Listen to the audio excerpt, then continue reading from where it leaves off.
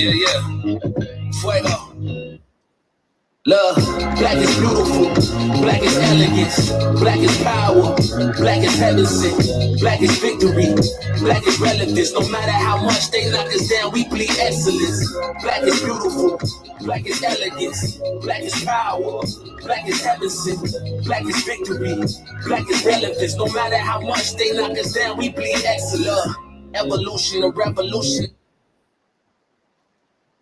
Love those lyrics. Hope you were listening to those lyrics. If we're in Jamaica, we would say big tune. Hello and welcome, everyone. Thank you so much for joining us for this groundbreaking event. It's a privilege and an honor for me to welcome you here today. I'm Marvin Green, and I'm the director in our products and technology team here at Splunk. Fun fact for you all, in the second half of 2021, over 20 million US citizens quit their jobs. Think about that. This movement was branded as the Great Resignation. And in light of this movement, the Black community also felt empowered to break through the glass ceiling, a colloquial term representing a historical discrimination barrier that prevents underrepresented communities from reaching senior levels in management within the workforce. In today's discussions, we're going to explore these elements in what we call the Black ceiling.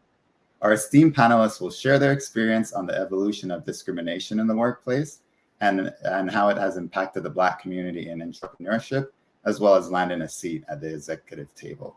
And now I would like to introduce you to our moderator. She's a legal operations analyst and the vice president of BEAMS, our Black Employees and Mentors, ERG. She is the powerhouse behind BEAMS programming and events. But today, she's actually front and center for you all today. So make note, she is going places. Please welcome the executive producer of this event, your moderator, Bobbie Travis. Hey everyone, I'm super excited about today's conversation. First, thanks Marvin for being a vibe setter for the discussion. And thank you, Teresa, for supporting the Black community, taking the time to listen, learn, and show what active allyship means. Now, here at Splunk, we acknowledge our differences through our million data points, which are unique attributes that align with our life characteristics and experiences. So we're going to kick off today's discussion by hearing about the million data points of our panelists.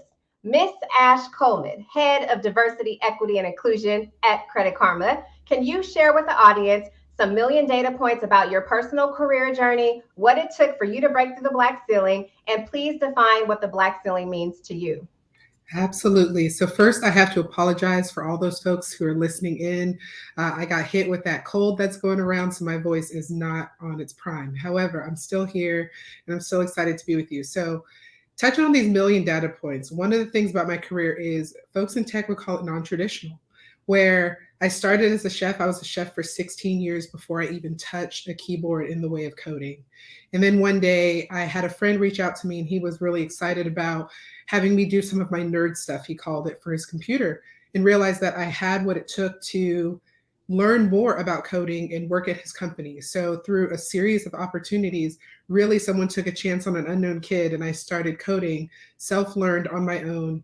And honestly, that's really the thing that took me through my career, was continuously having people take a chance, but more importantly, learning and growing in areas that I was interested in. From my collegiate background in German linguistics and literature, where I learned languages.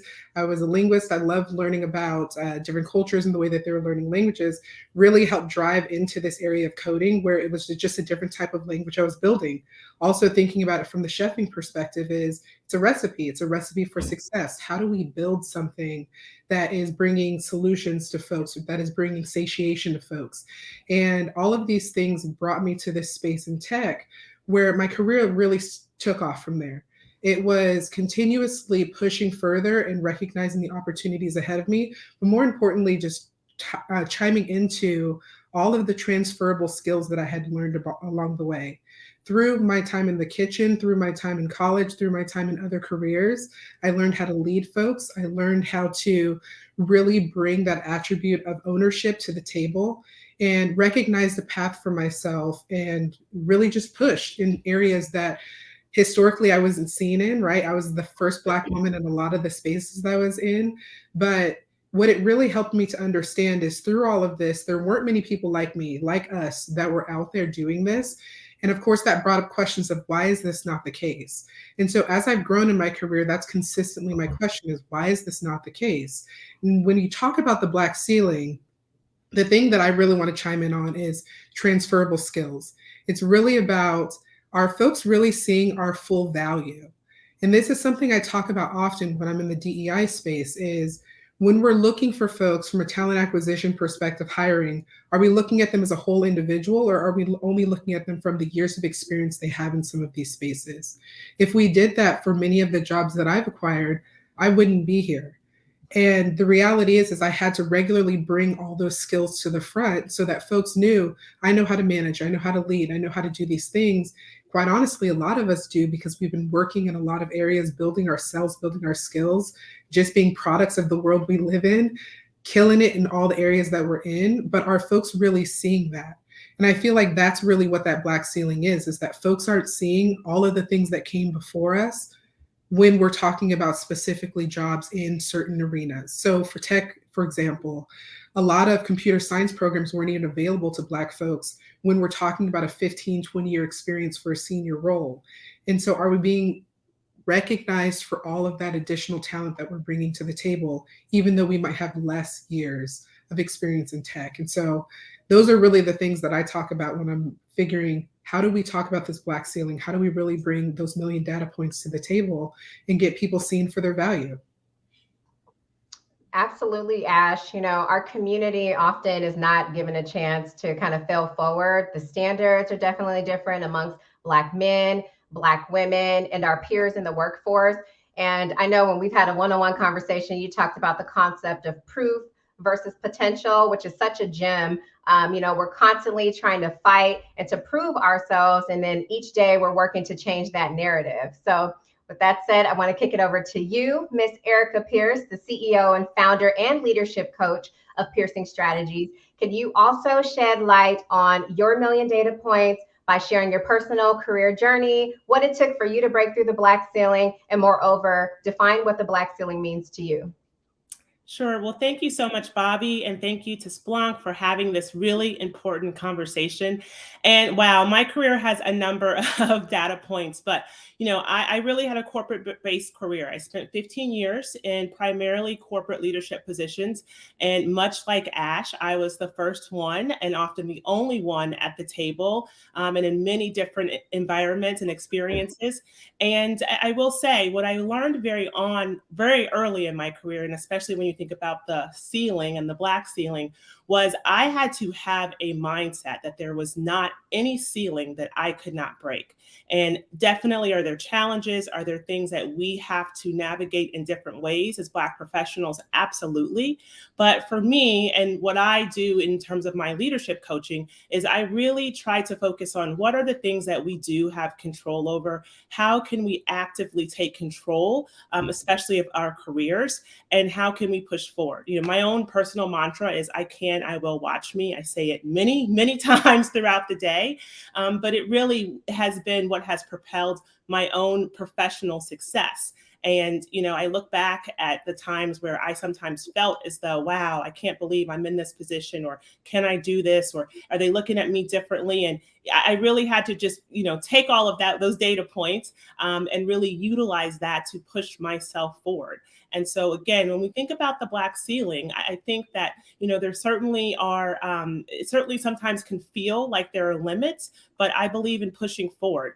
I was reflecting today about the fact that in the first presidential campaign that I ever had interest in was in 1998. And for some reason, I was a huge Michael Dukakis.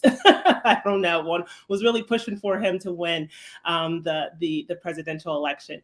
And I remember saying to my dad, will there ever be a Black president? And my dad said, probably not in my lifetime, maybe yours. And I was so proud that my father, who's still here today, saw when we did elect the first Black president. So I think we have to remember that when we think about the ceiling, to not limit ourselves, even when it can feel many times like we are limited, like we are constantly still pressing up against a ceiling that is trying to push us down, but to keep forging ahead.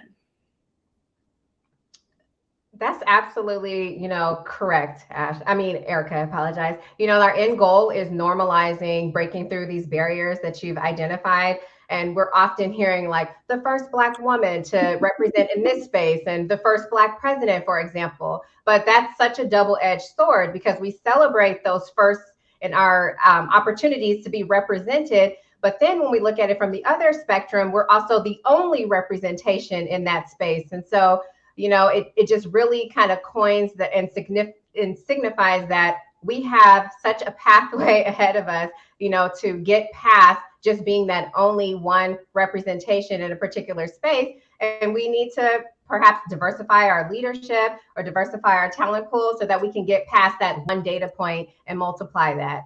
And certainly want to bring Mr. Jeremiah Captain, the co-founder of XFactor Capital, into this conversation. So if you can shed a little bit of light on some of your highlights around your personal career journey, what it took for you to break through the Black ceiling and what the Black ceiling means to you. That's awesome. Well, thank you guys so much for having me. And I appreciate Splunk for providing this safe space where we can share our voices and share our experiences. And yes, we're talking about, data points. There's approximately 43 million Black Americans. That means there's 43 million ways to be Black in America. But there are some unique experiences that we all go through as we're in this experience of climbing up through the success ladders of different organizations. So when I hear about the hills we climb, I think of sometimes they're like mountains. And the mountain, as we climb, it's what it makes of us when we get to the top. And it's that journey of transitioning throughout our career as we start to move and have that upward mobility. And when I think of the mountains, there's only so much air at the top of the mountain. And we have to come down and get the food and the nutrients we need so we can go on another climb. So if you look at this heartbeat analogy, when you're hooked up in the hospital, that represents our journey.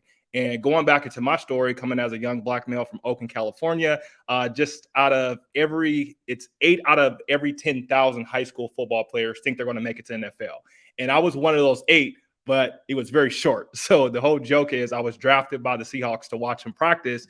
And then from there, I transitioned out and got into corporate America. But why was I only focused on that goal of getting to the NFL? Because it's hard to be what you cannot see. And all I saw in my neighborhood and the people that I surrounded myself around with, just the exposure that I had, was chasing this professional dream. But in that, I had a relationship that opened the door for me, not just a gatekeeper, but was a key maker and gave me a key to get into this industry of construction. And the side of the construction world I was on the white collar side. And we have to be very careful, even when you look at when I say that term white collar, like supposedly white collars are better than colored collars. So we have to be very careful when we're talking about these terms that just come out every day that we use organically. But when I worked in that industry, I didn't see a lot of people at all that looked like me, especially in the leadership positions. So as I transitioned from a couple of different companies, my last stint that I was working with this company, I was looking for some time off, and I asked them, "Can I have it? Could I have this time off?" And I knew I had the time available. And the word choices that he chose to use, and in the tone and the posture that he used, made me feel very uncomfortable. And in that, I got very comfortable being uncomfortable as I walked out of that job and started an entrepreneur journey. So going from the NFL to corporate America, back up to entrepreneurship, building a very successful career with me and my business partner from a consultant and business development firm. And now we're transitioning into the investor role. So we're sitting on the other side of the table to help Black founders grow and scale their companies in the startup space. So sometimes we're being released from something because we're being called to something greater. But now I'm at the bottom of a new mountain where less than 0.5% of capital is handled by Black fund managers. And less than 2% of capital is actually given to Black founders. So this is another mountain that we are excited to climb, myself and my business partner. And when I think of the Black ceiling, the kind of land is playing on this point, I think of like the asphalt from the ground turned upside down, meaning it's not just a glass ceiling, it's actually concrete. And there's a lot of our answers that have come before us and have chipped away at that concrete. And they passed the stone to us to chip away. Or some of them have gotten a hold of a jackhammer and built one, as Ash spoke about, Arika spoke about, as has broken through those barriers tremendously. And we get to have our chance to break away at the ceiling today. Thank you for sharing that, Jeremiah. I think it's very interesting how your transition from the NFL to corporate America, you went from being in this acceptable, highly reputable space, And then you go into this feeling devalued and almost in this glimpse of a modern day captivity within the workforce, which led you to now own your own company and give back to the community, and in our community, we talk about not being a product of our environment, and we come from these grassroots, urban areas, and we want to grow past that. And so it's just nice to hear that you've, moved past that space, and then your heartbeat journey of reinventing yourselves through different transitions and jobs. And we have to go through that, the peaks and valleys. And that just really highlights the hills that we climb in our theme this month. And it also transitions into our next topic of discussion. So Jeremiah, can you hone in on the concept of the evolution of the Black ceiling and provide an example of what that looks like today? And then moreover, I'd love to hear some of the trends that you're seeing in comparison to the Black men versus Black women as it relates to the Black ceiling. Yeah, I think the Black ceiling has evolved where it's not as easy to point out. Where historically back in a certain time, not too long ago, when our parents were, probably in their teens and their early 20s, it was very highlighted in contracts, in deeds, in housing and banking, and even outside where you can potentially use the bathroom. Now it's more insidious where it's hidden. So it's sometimes trying to point it out can be very difficult, but the impact is still felt where you can look at the data and you can see the household income and the net worth of the Black community has decreased in other against other people in other races that are out there. So you can still feel the impact of that, but it's still impacting us day in and day out. And now the Black ceiling may not be as low as it was potentially for our ancestors, but it still exists. And we come up on it a lot quicker than other groups may have their ceiling. Like their ceilings may be an 18-foot vault ceiling, or they have no ceiling at all because of the things they've been born into. And our ceilings may be a lot lower. And when we talk about what's happening in the difference between Black men and Black women, I have seen more positive representation post 2020, the events that happened that brought the civil unrest of the country, but also galvanize people to come together and start to listen and understand, oh, we really do have an issue here, because pretending a problem doesn't exist doesn't necessarily make you strong. It actually makes you delusional.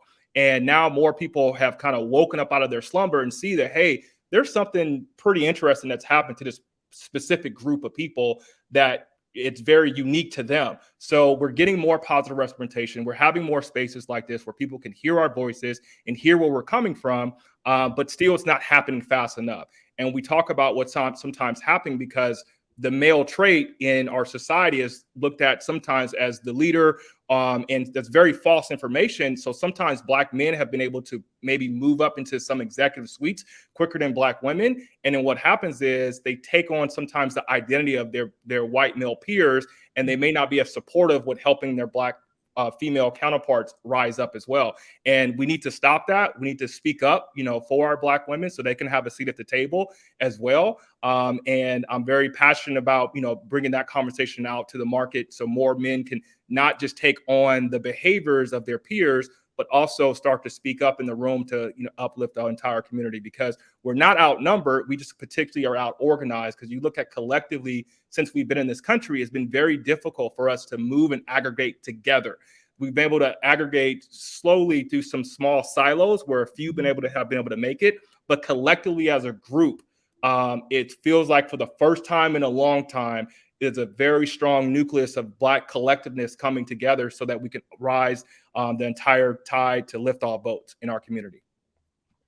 Yes, so you mentioned two things that's important, like the importance of access to opportunities, and then this increase or uptick in positive representation of Black men and women. And so in reference to the latter, sometimes, our representation is used in marketing ads, but we're not actually speaking at the event. There's zero representation of us showing up as speakers. And so I just wonder, I have to address and be transparent with the audience today, if that's a clickbait marketing trend to show, Black folks or underrepresented groups in a positive light, or, and that's definitely a possibility, but I see it kind of as an opportunity. So if we're marketing, a diverse group front facing to folks, then we can marry that advertisement and, with the positive reinforcement to help influence the change in the narrative to eradicate the Black ceiling, right? By starting to promote from within the workforce so that there's more opportunities to diversify speakers and corporate events and things like that. And while I can kind of take a deeper dive into that topic, I really want to pull Ash in. I'd like to hear your thoughts and insights on how the concept of the Black ceiling has evolved today and what that looks like. And then also just differentiating between Black men versus Black women's experience with the Black ceiling. Yeah, I really appreciate. First of all, I'm gonna give a big ups to Jeremiah for bringing in that very stark reality that when Black men get into a space. So I'm gonna put that on a hanger, and I'm gonna talk through the Black ceiling piece first. One of the things that we know is that it's just exponentially more difficult when you are faced against this Black ceiling, where you get in a space, you feel like you're climbing, things are working in your favor, but you recognize like either the microaggressions going on or really the challenges that are in your way to make it to places that your peers have similarly been able to do seamlessly. And it's really unfortunate because in those times we really get discouraged, but we recognize that we're always pushing up against something. And so it's very recognizable for Black folks to identify that there is something that they're consistently trying to either prove, that proof versus potential piece, or really break through. And I think that when we talk about what has changed about the Black ceiling, I appreciate the history that was brought in also by Jeremiah. The reality is that as much as things change, they really do stay the same. Excuse me. We have the same people in leadership. We have the same folks who are in these organizations building these companies. I was even having a conversation on Twitter the other day about VC and where this money is being funded from and how folks are really thinking about funding Black businesses and whether they're actually giving us the space to be successful. And quite honestly, we don't have that resource. We don't have those resources. We don't have that trust. And so consistently, we're trying to prove ourselves and make space and continuously push against these things that are embedded in the system. They're embedded in the way that we're able to function within this corporate structure.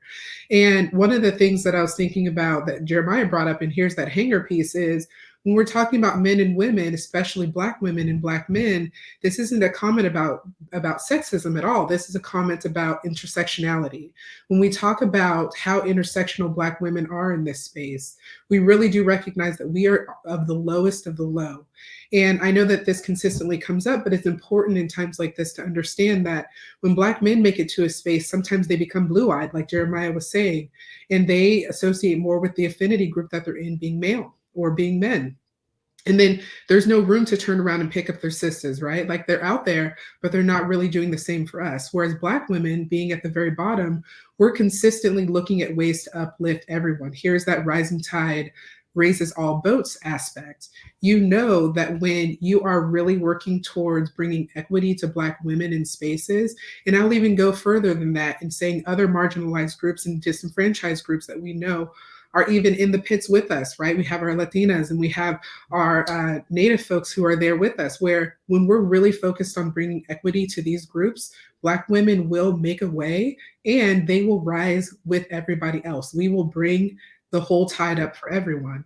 And so it's so fascinating to watch because we see this happen all the time. Black women are in the lead. They're in the forefront of these conversations about progress. They're running in a lot of political spaces now. They're in the forefront of public organization, and they're really making a way for us. And we really need to trust that this needs to be mimicked and reciprocated from our Black men as well. But then also, folks that are of high affinity, such as your white men, your white women, need to know how to fully incorporate folks within the Black community as well. Yeah, absolutely, Ash. At the end of the day, if we want different results, we need to think differently. And that comes with diversifying our leadership, even within our community, as both you and Jeremiah pointed out. We have to lift each other up. We hear the saying, it takes a village, and that's, coined way back in our roots of African roots. And sometimes our own village fails us, right? We fall short in maybe Black men using their voice to uplift Black women in the workplace. And so there's an opportunity there to not relish in comfortability once we kind of break through each glass ceiling, because I feel like once we get to that next level of management, and then we get to that senior leadership, the voices get quieter. And then it's individual contributors like myself who's like screaming loud and rooting us forward and stuff. And I want to continue to have that voice and use that voice to leverage us and amplify our community, even when I get to the executive table. So I just think it's a mind shift. And if we manifest our thoughts and the power of our tongue, that creates change.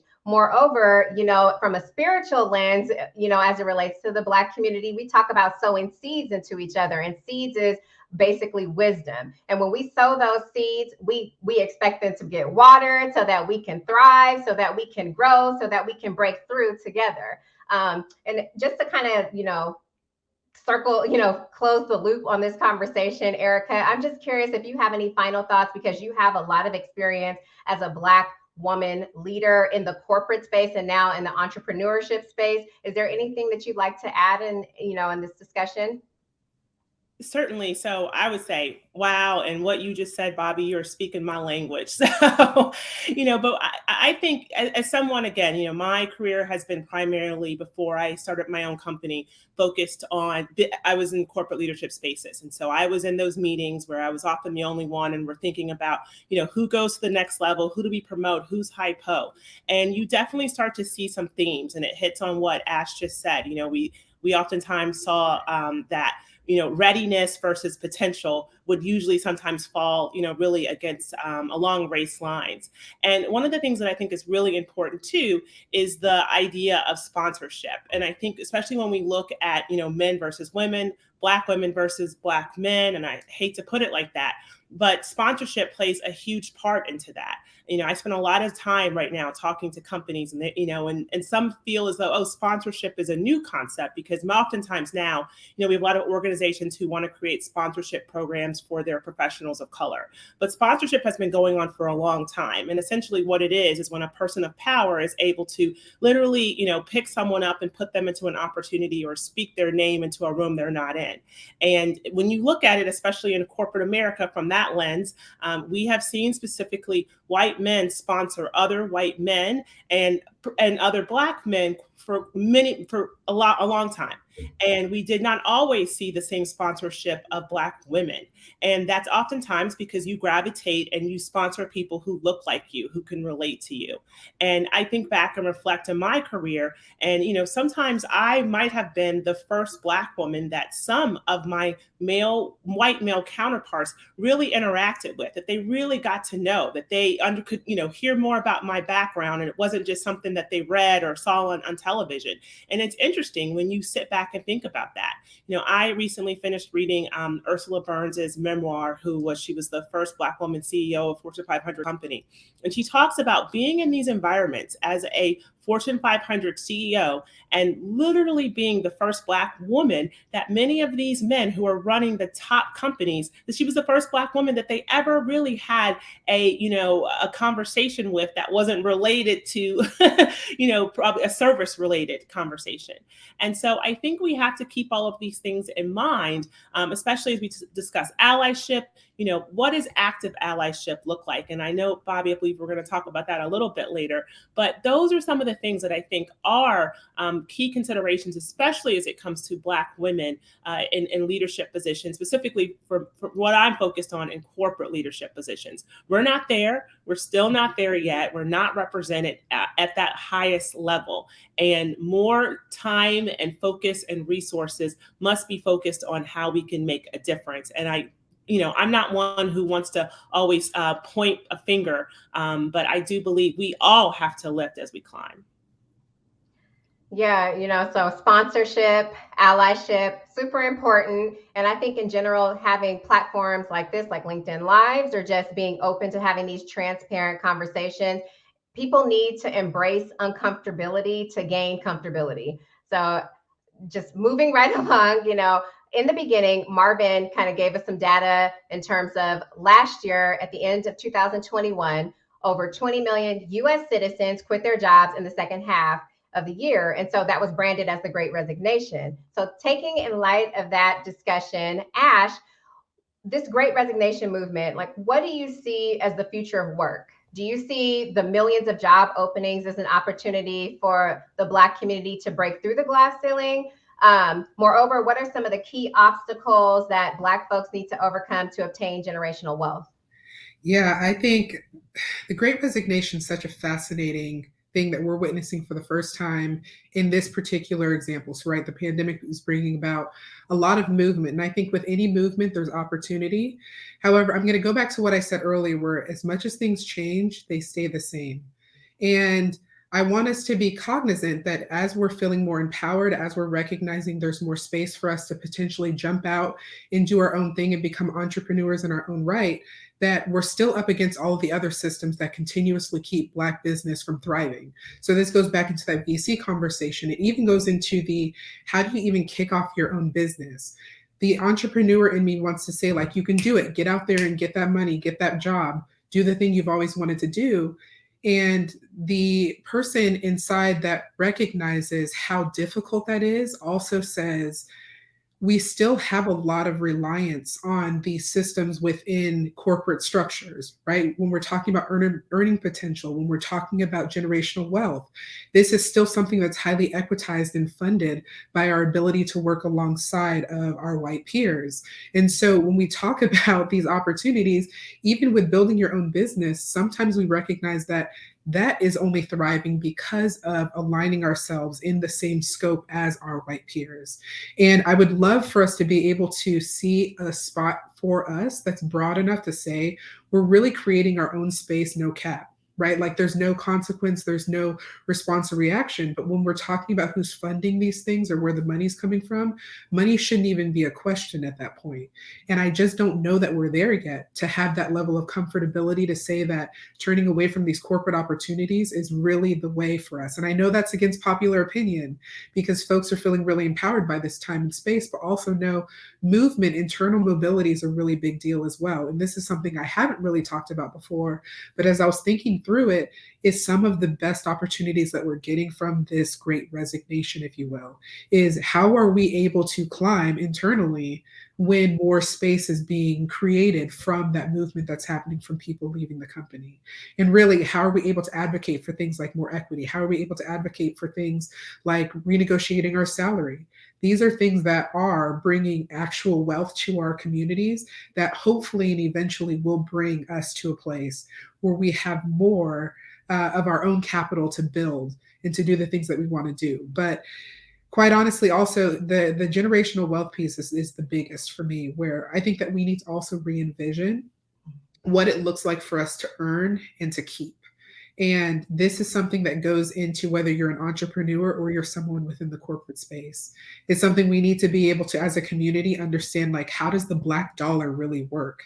And how can we be empowered as a community to use it in a way that continues to benefit our communities?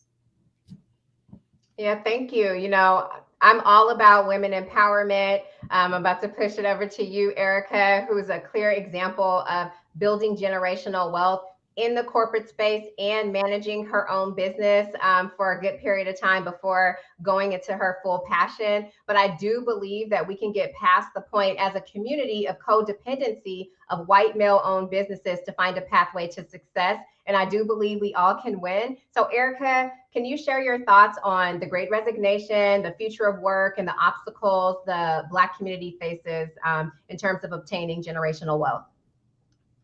Well, I know we don't have all day. That's a loaded question, and which I have a lot to say about. But I'll say this, you know, we look at our history as, you know, Black individuals, and we can't cite land, coal, lumber, you know, in terms of building generational wealth. Most of us cannot. But what we can, I think about my own personal example. You know, my grandfather, he had a parking lot, and he showed up every single day in a suit and made sure that parking lot was clean. And my grandfather, also to add, he was born in 1892, not my great grandfather, but my grandfather, my father's father.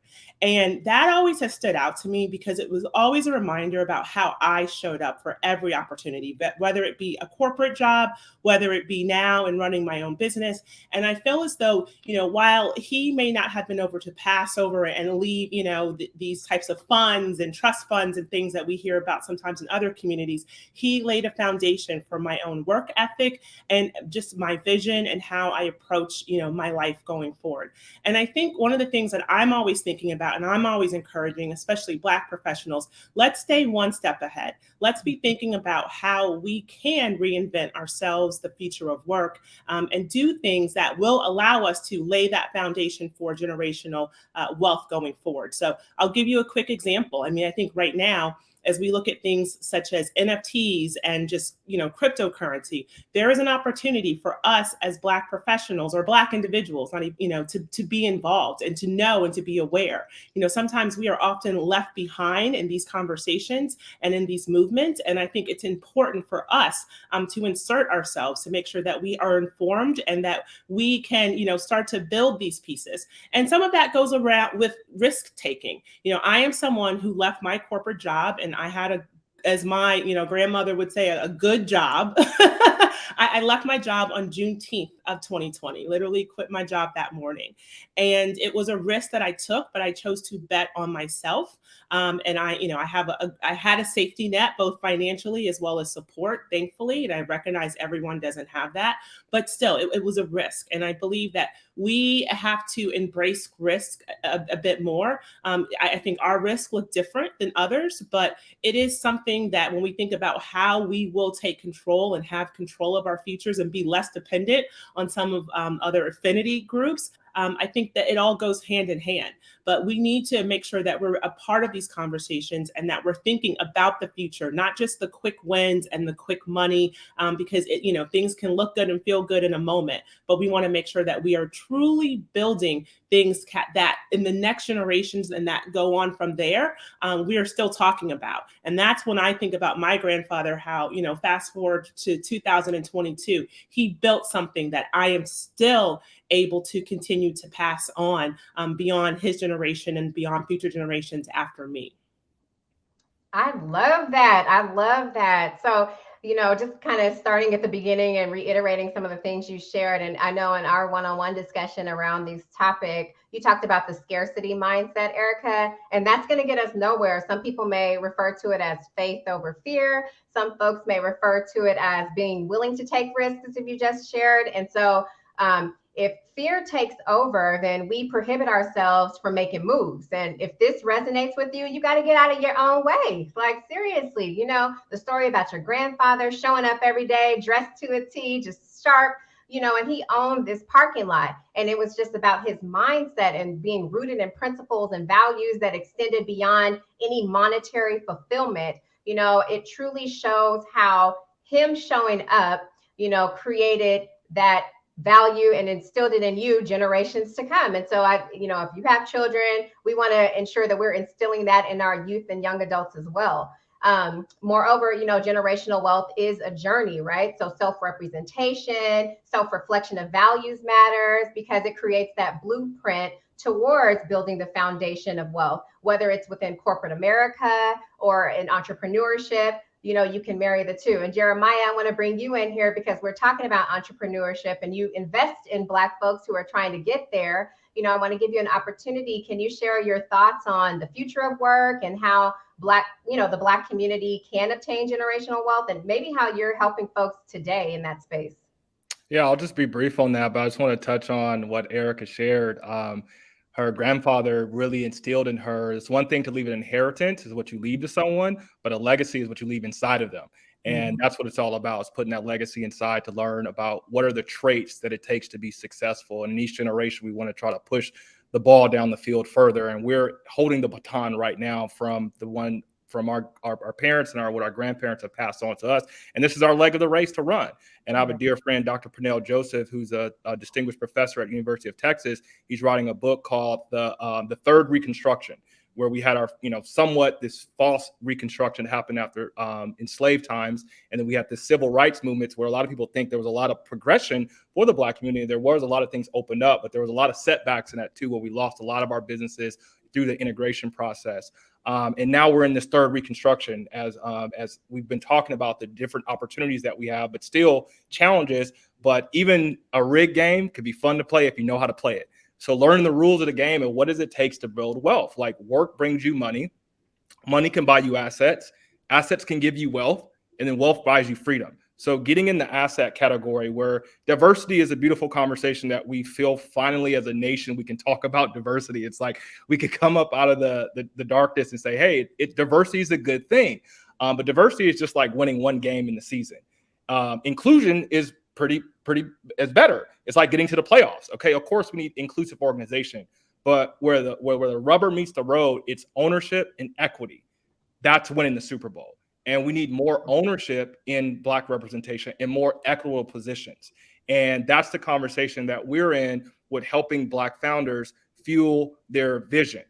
So what we do at XFactor Capital, we find, fund, and fuel Black talent that's looking to build businesses that can, be national business in America, but potentially have a global reach. So that's what we're really passionate about, and really helping, close this wealth gap. But you could also be a corporatepreneur. You don't have to quit your job to build wealth. Sometimes it may mean you have to work harder after hours than some of your counterparts and peers, because they may have a little bit bigger cushion because of the assets they have. They're going to be handed over to them potentially over the next 20, 30 years. I think it's $70 trillion that is going to be passed over into this wealth transfer as the baby boomers pass it off to the generations before. We don't have that freedom when you look at the numbers and historically what broke that down, but there's still other ways as a corporatepreneur that you can start to build wealth. Excellent. Before we move on, I want to queue up one of the audience questions today. And the question is, as a single Black mom and professional, how do I succeed in terms of my career as well as financially without completely burning out, especially without financial and emotional external support? So anyone can chime in answering that question. I'm happy to jump in, Bobbie. So one of the things I would say is I tell this a lot in my coaching practice. You have to be both ambitious and strategic. Just being ambitious is not enough. And I oftentimes see, again, when I think about just my own prior career in corporate spaces, as well as now even with the professionals that I coach, oftentimes we burn ourselves out because we are focused on the wrong things. And we're sitting back saying, why does that person keep moving ahead or getting an opportunity?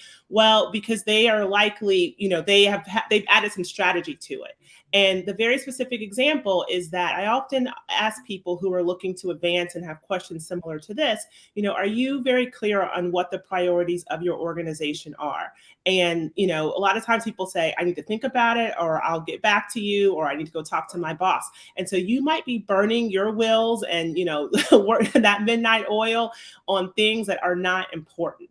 And that's where the strategy comes into play. So you have to make sure, and if you don't know, ask questions, ask your manager, boss, other stakeholders, so that you can be very strategic. And we know, again, as Black professionals, we don't get as many chances, as many opportunities as our other counterparts. I've seen it happen time and time again. So you want to make sure that you're very strategic about opportunities, that you're focusing on the skills and your superpowers that will be connected to what are important to your organization. And honestly, sometimes it can result in you doing less work than you were doing before, because that notion of, I'm constantly focused on busy and I'm burning out. You don't want that either, especially in corporate space, because we know that anyone will burn us out. You have to take control over that. You were at the end of the day, oftentimes a number. If something happens to you, your job will be up on the LinkedIn or whatever the next day. Keep those things in mind. But really add that strategy. Spend some time being very strategic about what your next move is. Come up with a plan and forge ahead. Go ahead, Ash. Can I chime in on this? I mean, gold. I just want to say what you just said, Arika, is gold. I would add to that, not only the strategy part, but also you touched on prioritization. And I don't know that this gets emphasized enough, especially in our workplaces, around we are not prioritizing the right things. Mm-hmm. I know personally, as a Black woman, when I was young in my career, the idea about being busy, of getting work done, honestly, anything that would show that I was working was the thing that I was attracted to. Mm-hmm. That's what burnt me out, though. It took a long time to get that interpretation of what my manager was really asking for when it got to the strategy part of we're really not being asked for everything. This is how we're being calibrated. Therefore, this is what I should focus on. This is what I should prioritize. And what we actually recognize is that all of the other stuff falls away, because you're then focused on how am I being graded for this particular success story at this job. And it usually does result in a lot less work because we're no longer willing to just go and catch everything that's falling. We are working specifically. And if you look around, a lot of your peers are doing the same thing, especially your white male peers. One of the things that we talked about before was the sponsorship piece, where we're over mentored and under sponsored. People who will mentor you will tell you, like, make sure you're doing this and you're keeping an eye on this. And it's a lot of great recommendations, but nothing that's strategically talking about this is exactly how you succeed. And it's not coupled with somebody putting your name in those spaces where you are or need to be in order to get where you want to go. Jeremiah, do you have anything to add before I move forward? Oh, go ahead, Eric. Erica is excited about this wanted topic. to add one other thing. Just No, go because for it. It's fine. just because she brought up the burnout piece too, is you should make sure, you should not spend 100% of your work day, week, just with your head down, focused on, being busy. And it goes into what Ash just said, but also at least 10% of that time should be focused on, sharing your accomplishments, having conversations with other key stakeholders in your organizations, building those relationships. So that's the other part that oftentimes no one tells us, is that if you spend 100% of your, your time professionally just working, and you don't allocate that 10% for those also strategic activities, that's also where we start to get left behind. And we look up and we're like, wow, why didn't I not get invited to work on that project or for that opportunity? So you do have to make sure that you're allocating and truly dedicating time, and not just spending all your time focused head down on just doing a good job. Yeah, and I think this is a good segue into kind of our final piece of this segment, which is number one, just to reiterate some things that Jeremiah shared in terms of having ownership. We need access so that we can get to the ownership, please. And Arika, if you could kind of help us curate some of this conversation around what allies can do, what the organizational leaders can do in the Black community around eradicating the Black ceiling and changing the narrative in the workplace and in the community, and what support can folks provide us, to help us get to the generational wealth? So I will say, and again, it goes back to the notion of allyship. We hear the word ally a lot more now, right? When I was 10, 15 years ago, never heard that word, had allies, but did not know that that's what they, what the word was, what it was called, I should say, at that time. But now I would challenge it to be just active allyship. I think a lot of organizations have spent a lot of time in the awareness phase. It's now time for action and accountability. And so if you're someone that is an ally, or you're considering yourself an ally, what are things that you can be actively doing to make a difference, especially for Black professionals? It's the whole notion. It's like TSA, see something, say something, right? It's more than just putting a label and just attending an event or something into this nature. It has to actually be something that requires you to take action. And I'll give you a quick example. I was a part of an event last week with a company that was hosting a Black History a panel. And it was attended by their COO, their Chief Operating Officer. And he said, who was a white man, and he acknowledged during the event that he said, I have power and I have privilege in this company. And what I want to, say to all of you is that I'm on vacation next week. And so my calendar for the most part is open. And if anyone wants to have a conversation with me about where you are in your career, what's happening, in terms of opportunities for growth, it doesn't matter where you are in the organization, what department, let's set up time. And that is an example of active allyship. It's not just coming to the event, but actually taking that step forward and thinking about how you can actively be a participant in making a difference. Even in my own career now as a business owner, I have my former CEO of a job I had many years ago. We are still in touch. And he always reaches out to say to me, Arika, how's your business going? I want to introduce you to so-and-so, because he's in rooms, talking to private equity and places that I'm not in. And that is active allyship, because he wants to introduce the work that I'm doing in my company to people that are in his circle. So I challenge anyone that wants to be an ally. What's that next step? It's not just that being aware that you want to do more, but how can you take action and have accountability for utilizing things such as your power and your privilege in a way that can truly be transformative for those who have not had access, historically have not had access to that same level of power and privilege.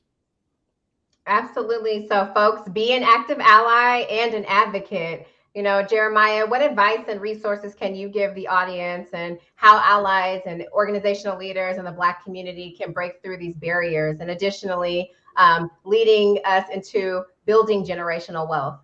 Yeah, it's simple. In the corporate arena, just hire more qualified Black talent. They're out there. If you really want something, you figure it out. When you look at our corporations and how they're built, they're very competitive. And when they get competitive about a goal, they put infrastructure behind it, and they have accountability and milestones to get there. So it's the same thing. If you really want to, bring on more Black talent, be committed to that process and go after it, and pay them what they're worth. Don't look at specifically trying to lowball them or pay them based off of what they believe that they can get out of the person at the lowest amount, so they can have the margin, the company still grow, because you may not insult a white counterpart like that, or someone of another race. So make sure you pay them truly what they're worth. And just a quick story about a person I know that's an ally. I actually have two, I have many allies that have, come along this journey to support us getting into the in the tech ecosystem. But just recently, last week, I have a friend who really supports building an ecosystem for Black women to get funded, and women as a whole, but she has a specific target for helping Black women raise money in this space. She was going to an event, and she was so excited looking at all the different speakers. She was so passionate about being at this event. And about a week before going down there, they post the last speaker, and they didn't have one Black person speaking at this event. And it's during Black History Month. It's around, entrepreneurship. It's around NFTs. It's around wealth building and all this. And literally the person from the event reached out to her in her DM and just said, "Hey, sorry, we couldn't find anyone. Do you know anyone?" She sent them 50 qualified speakers, and they were able to bring 3 speakers on board, and she made them charge them double for their fee, just because they weren't willing to go do the work.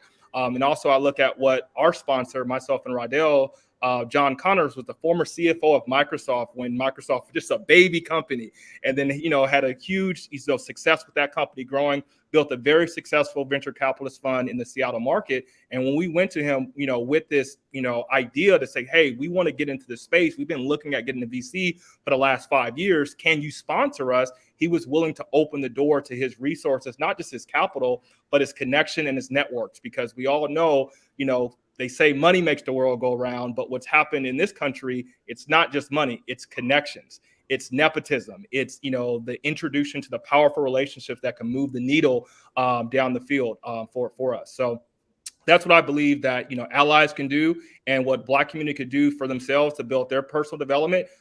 Invest in yourself just as much as you're investing in your business, or invest in yourself just as much as you're investing in any company, because you have to be ready for any transitions that may come in the marketplace. As we know, technology is changing, but there's always going to need more people to be able to innovate technology and be able to work in these careers. So make sure you're constantly growing yourself. And you can look at different strategies of joining a board. You can look at being an advisor to a startup. You can use your subject matter expertise in that, and potentially trading that out and getting some equitable stake in a company that has a chance to go. That would be beautiful. And there's a lot of different resources out there for that. There's a book called Paid Me in Equity. You can look that up. There's a Black VC group called the Black VC that teaches Black folks in the tech space of how to become accredited investors to invest in the VC world. And then there's a Black corporate corporate readiness program at the University of Santa Clara that you can plug into and learn about how to get on some of those boards. Wow. All those gems, and simplicity is key, right? Diversify your talent pool. Tap into your network. We all have LinkedIn. We're on LinkedIn live streaming today. You can get your referrals for diverse candidates, qualified Black talent, from your LinkedIn network. So building your self-brand and self-representing is key. Ash, what advice can you give to the allies and the organizational leaders out there to help breaking these barriers for the Black community, and moreover, building generational wealth? Yeah. So allies, as far as allies are concerned, intentionality. That's really the word that is all caps on any screen that I talk about when we're speaking to an ally group or any sort of leadership group who are trying to organize a diversity program and making sure that they're recognizing talent for all of their contributions, as well as building opportunities for Black folks and other historically excluded and minoritized individuals, right? It's like you need to be working with a company who's intentional about their actions and making sure that you have pathways, resources, tooling, and sponsorship to get where you need to go. And so this is to all those folks out there who are trying to organize around that. It does not work with one single facet of this. It has to be all of them. The foundation is just one of them of understanding diversity. It's something I've seen, especially in 2020, all the way to today. Folks are really keen on educating themselves about what is this whole diversity conversation, but they've not followed through past the anxiety of actually doing the action. So I think it was Jeremiah that said ownership is 100% necessary, but also accountability. We can't have these goals without accountability. So we need to be able to calculate how we're doing in this job of making sure we're creating spaces for folks. And as far as goals are concerned on professional growth, we equally need to be intentional about what it is that we're after. And there was a sister the other day in one of the groups that I'm in who was talking about, I asked somebody to help me understand where I'm trying to go because they were currently in that role. Long story short, it didn't pan out the way that she wanted, but one of the things that was many accolades for her is that she asked, right? My boss has said something where it really pierced me to the core. It's really interesting when people growing in their career don't actually let folks know that they're looking for the promotion or they're looking for the opportunity. I think it's intended, or it's not necessarily intended, but it's assumed that people are trying to get to the next level. But until you're actually putting that goal forward and telling people that that's where you want to go, advocate for yourself. Self-advocation is the number one thing that I work with folks on, is tell them you want that. And they're not just going to give it to you. I think that we know this already. We're not just being given the things that we want. We need to be able to ask for them. So that's what I would say. And we've reached the close of this session. So I just want to give a call to action, have these open and honest, transparent conversations to break the barriers, be committed to active allyship. And if you don't have an ally, go get one. And finally, create some succession plans, working across different business groups, all the way up to the executive leadership, because that's necessary to create change. I want to thank you all for joining us. Thank God. Thank Ash Coleman, Arika Pierce, Jeremiah Captain for sharing your stories and helping us all think through how we can break through the Black ceiling. Moreover, I want to thank Marvin Green, our President, Chief Growth Officer, Teresa Carlson, Jessica Sanders, Humira Joy, and the marketing team, and all the directing behind the scene folks. We collectively can break through these barriers together. Thanks again. Have a great day and take care.